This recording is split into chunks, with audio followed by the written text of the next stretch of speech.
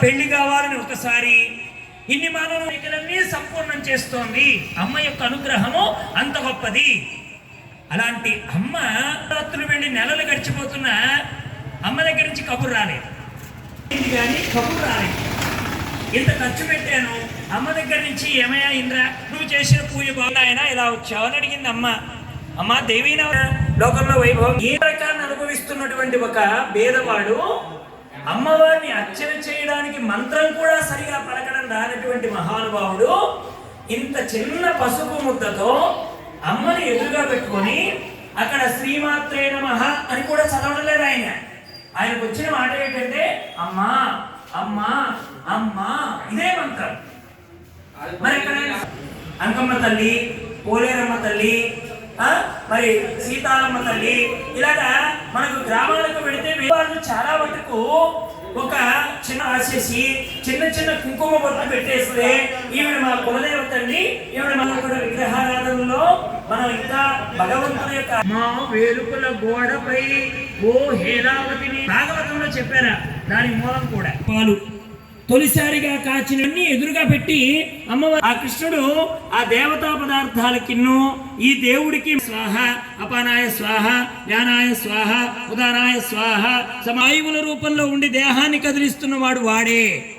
కాళ్ళు చాచడానికి, ఆవలింతలు రావడానికి, ప్రాణవాయువు లోపల జరగడానికి, లోపల అగ్ని, ఇగో ఇన్ని క్రియలు చేస్తూ నాగ కూర్మ కులబడి ఇప్పుడు చెప్పిన 5 ప్రాణవాయువులతో కలిపి 10 విధములైన వైభవాన్ని మనం దర్శనం చేయాలంటే చాలా మంది అంటారండి తిరుమల పోతే గరుడోత్సవం రోజునే పోవాలండి.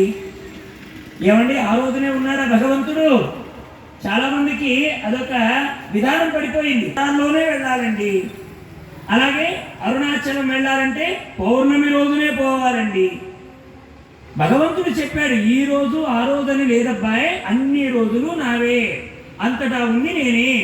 నువ్వు చక్కగా మనస్సుని కష్టపెట్టుకోకుండా, శరీరాన్ని శ్రమ పెట్టుకోకుండా, ఎప్పుడు చూచినా ఎక్కడ చూచినా అక్కడ భావన ప్రధానమైతే చాలు. అందుకని గురువులు చెప్తారండి భావం ప్రధానమైతే భవము లేదు అని చెప్పారు. భావం ప్రధానమైతే భవం లేదు. అక్కడ పుట్టుక లేకపోవడానికి కారణం ఏమిటి? మన భావన సరిగా ఉండాలి. అందుకని ఇంద్రుడు అర్చన చేశాడు కానీ అంత బయట ఉండేటువంటి వాటి మీదే దృష్టి ఆయనకి. అయితే ఇక్కడ అమ్మవారు ఆ పేదవాని ఇల్లు చూపించింది. ఇంద్రుడికి సంతృప్తి కాగలేదు. ఆభరణాలు ఉన్నాయా, చీర ఉందా, ఓ సింహాసనం ఉందా, అక్కడ మంత్రం ఉందా, ధూపం ఉందా, దీపం ఉందా, ఏముందని ఆయన చేసిన పూజ నచ్చింది నీకు అని ఆయన అడిగితే వెంటనే అమ్మవారండి తన ఒంటి మీద ఇలా కప్పుకున్నటువంటి చీర భాగాన్ని ఇలా కాస్త తొలగించి ఇలా చూపించింది. బొబ్బలు కనిపించాయి ఇంద్రుడికి, పైన పొక్కులు వచ్చేసాయి అమ్మవారి శరీరం మీద.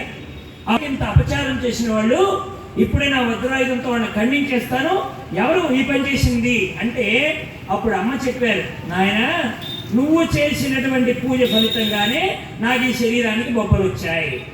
పెట్టుకొని అసలైన అమ్మనివ్వదు. భక్తి మత్కల్పలతికా పశుపాశ విమోచని అమ్మవారి నామాల్లో ఉంటుందండి. అమ్మవారిని కట్టడానికి ఏక సాధనం ఏమిటి అంటే భక్తి చేత కట్టాడు. మహాత్ములైనటువంటి వాళ్ళు